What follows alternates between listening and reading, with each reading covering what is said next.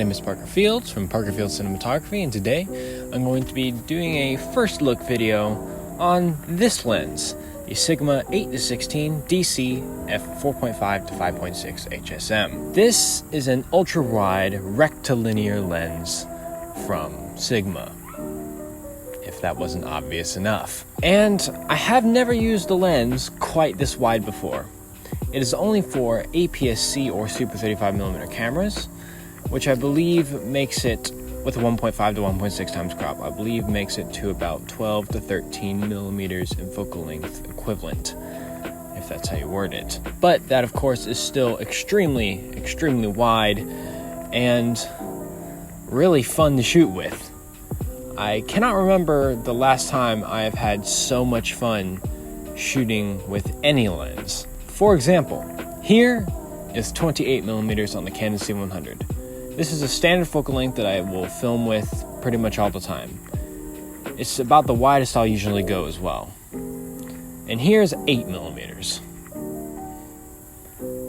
This lens is not mine, I actually rented it, but nonetheless, it is very fun. But tomorrow, from today, the time of recording this video, I do have to give it back, but I'll still get to use it throughout the school year because my school actually owns this lens.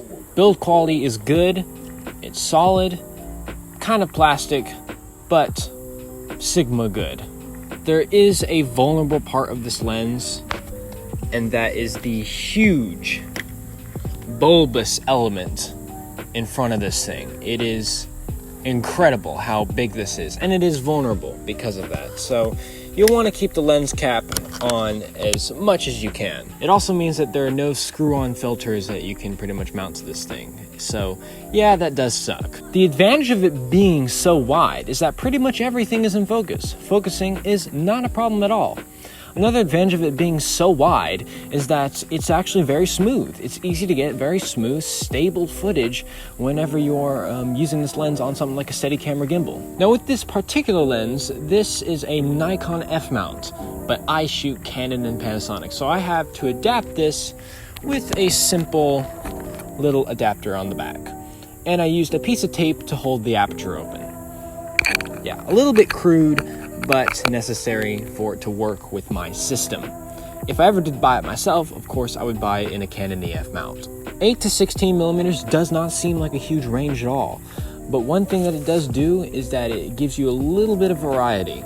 And actually, if you think about it, it's actually more of a range than you think. Let's say 8 is equivalent to 12 on APS-C. 16 on APS-C, I believe, is about 24. So it gives you about a 2 times zoom. And the difference between 8 and 16 millimeters is huge when you're getting to this kind of focal length. There is no image stabilization on this lens, which is a little unfortunate. It would have made it really stable if this had IS, but it doesn't, and that's okay. So yeah, I hope to use this lens more, as much as I can, pretty much. It's a lot of fun, and I really, really, really love the footage that's coming out of it. So, just a short little quick video on a lens because it's fun. So, thank you guys for watching, and I will see you in the next one.